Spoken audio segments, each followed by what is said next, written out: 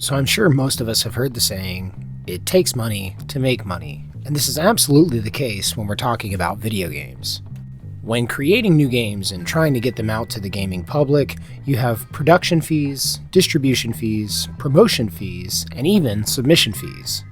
And with an average of 34 games released daily on the Steam platform, that adds up to a lot of money. But did you know that almost 40% of the games released this year didn't even earn back their $100 submission fee for Valve's Steam platform?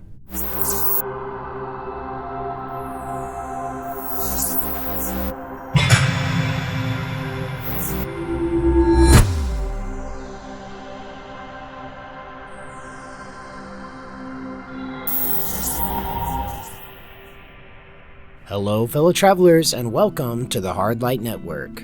Gaming is a $250 billion industry and is expected to grow even larger by 2030. And as it continues to grow, it's just going to become more difficult for indie developers to have their games noticed through the crowd. In reality, this is yet another consequence of the bloat that's been affecting the games industry that we've covered in multiple different videos. And in today's video, we're going to go a little more in depth on this issue, cover the real numbers, and talk about it a little bit more. But before we get into it today, guys, do me a solid and hit that like button, subscribe so you don't miss out on any of the content that I've got coming up for you guys in the future, and also take to the comment section down below with your thoughts on this issue. Also, if you feel so inclined, there are super thanks and memberships options down below. Feel free to join the channel today for access to exclusive content and perks that you can't get anywhere else. But without any further ado, let's get into today's article. Today's reading comes to us from PCGamer.com and is entitled, "With over 13,000 new games on Steam this year so far, over a third of them haven't even made enough to break even on Valve's submission fee." Over a third of games released on Steam this year might not have even made enough money to break even on Valve's submission fee, according to Steam analytics site Gamealytic. As reported by GamesRadar, Gamealytic estimates that almost 13,000 new entries have hit Steam since the beginning of this year, highlighted by Soul Ash developer Artur Smiarowski over on X. While it's not quite as many as 2024's total releases yet, last year saw a whopping 18,000 games come out. It's almost on par with 2023's 13,179 releases, with a few months still to go. Here is Artur's post over on X saying, "Over 13,000 games have been released on Steam this year so far. 8% of the releases are estimated to have grossed over $100,000. 40% didn't see a return on their $100 release cost. We might have reached the peak of the indie gold rush last year." And honestly, that's not even the most interesting takeaway from this table, but we'll talk more about that in a bit. An unfortunate side effect of a crap ton of new video games is that a large chunk will inevitably fall to the wayside. So many, in fact, that Smiarowski's post goes on to declare that roughly 40% of 2025 games didn't even make enough money, $1,000, to recoup the $100 submission fee developers or publishers have to pay to get the game on Steam in the first place. Smiarowski also highlights that around 8% of this year's Steam games, roughly 1,140 of them, managed to gross over $100,000, a percentage he highlights as being pretty par for the course over the years. Considering 2025 is shaping up to be the second biggest year of this decade in terms of raw release numbers, Smiarowski surmises that this means, quote, "more developers found success each year thus far." As GamesRadar points out, Gamealytic's methodology isn't 100% accurate by the site's own admission. Thanks to Steam keeping a relatively tight lid on a lot of its data, the less popular a game is, the less accurate estimations Gamealytic has for it. It's still an interesting overall glimpse at the state of things though, and the somewhat depressing, if not at all surprising, revelation is that it's freaking hard to get your video game noticed in an ever-enlarging crowd.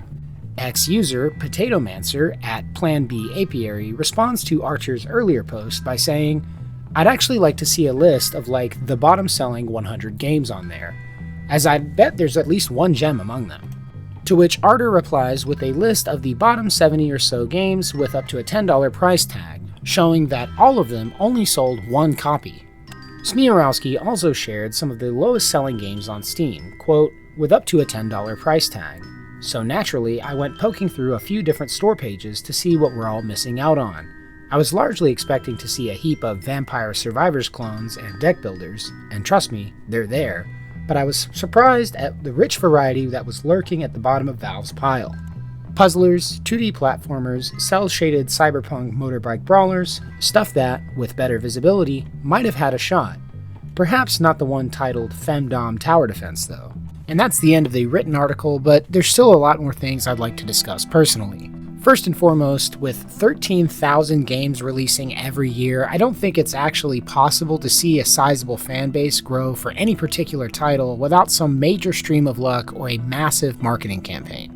I mean, even if a particular person has an extra $130,000 to spend on these $10 indie games when they first release, if you dedicated only an hour a day to each one of these games, you'd spend the next 2 years playing all of them.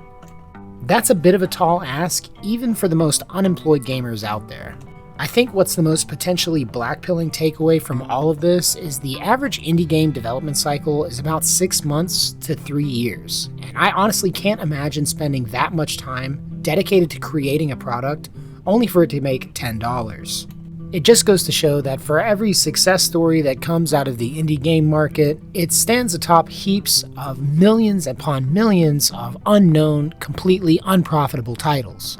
It just further illustrates that the indie market truly is the soft white underbelly of the entire games industry. But before we end this video, I did want to go back and cover some of the numbers that are on this chart released by Artur Smiarowski. In all honesty, this chart is probably one of the most blackpilling pieces of information that I've ever come across when it comes to the gaming industry. The chart includes figures from 2020 all the way down to 2025. It covers games released, total revenue, average revenue, the bottom 30% revenue, median revenue, top 25% revenue, top 5% revenue, the average price, and the average playtime of these games.